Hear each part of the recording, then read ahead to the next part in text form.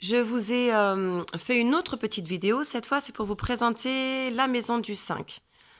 Ça me semblait important que vous le voyiez en vidéo pour pouvoir la remplir correctement avec votre enfant. Et ça, c'est une autre activité que vous pouvez mener avec lui pour bien imprimer des notions que l'on a déjà travaillées ensemble. Donc du coup, vous allez faire une maison avec lui, ou il va la faire tout seul, ou vous allez la lui faire, de ce type, avec 3 étages et 2 chambres par étage. Ensuite, votre enfant écrira 5 en chiffres, 5 en dés, 5 en lettres, 5 en mains. Et après, il fera des groupes de 5. Donc par exemple, moi j'ai fait 5 oiseaux et j'ai fait 5 fleurs. Mais il peut faire, s'il veut, 5 escargots, 5 fourmis, bref. Ce qu'il veut à partir du moment où c'est par groupe de 5.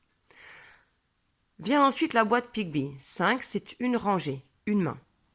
Et on va voir toutes les manières de faire 5 pour que votre enfant les visualise parfaitement. C'est très important pour ensuite, plus grand, pouvoir travailler correctement le calcul mental, même sur les très grands nombres.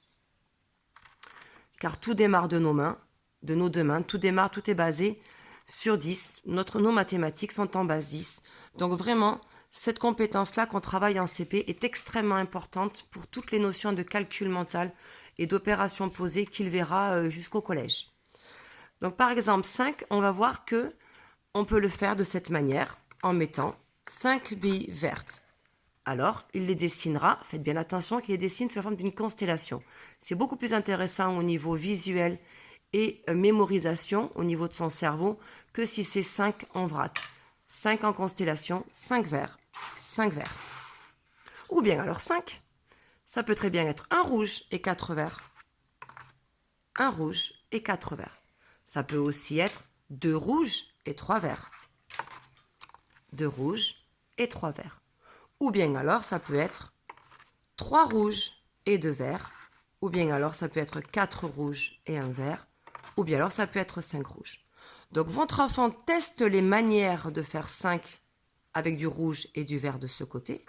Une fois qu'il a trouvé les 6 manières de faire 5, il les note ici sous la forme de constellation. Une fois qu'il a noté ces 6 manières de faire 5 sous la forme de constellation, il les traduit ensuite en langage mathématique.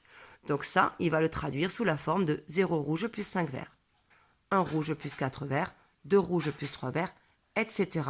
jusqu'à avoir toutes les manières. Votre enfant pourra enfin écrire en dessous la maison du 5. Il peut l'écrire tout seul. Ce sont les 3 mots que l'on connaît déjà. D'ailleurs, maison appartenait à la dictée de la semaine dernière. Et voilà le travail de la maison du 5. Et la prochaine fois, on verra la même chose, mais cette fois avec la maison du 10. Et une fois que votre enfant gérera parfaitement et visualisera comme il faut dans sa tête, parce que cette activité, il devrait y arriver facilement. Mais l'idée, c'est de la faire régulièrement, de manière à ce qu'il arrive à la faire dans sa tête, en voyant le matériel dans sa tête, mais sans plus du tout y toucher. Ça, c'est le but. On le fera aussi avec la maison du 10. Et quand votre enfant verra la boîte Pick-Up ou Pick-Bee ou Constellation 2D, peu importe qu'il préférera, ou ses doigts, son cerveau mémorisera la manière la plus efficace pour lui de le faire. Lorsqu'il le verra dans sa tête sans avoir à toucher au matériel, là on pourra rentrer dans le calcul mental à proprement parler. Merci beaucoup, bonne journée, amusez-vous bien.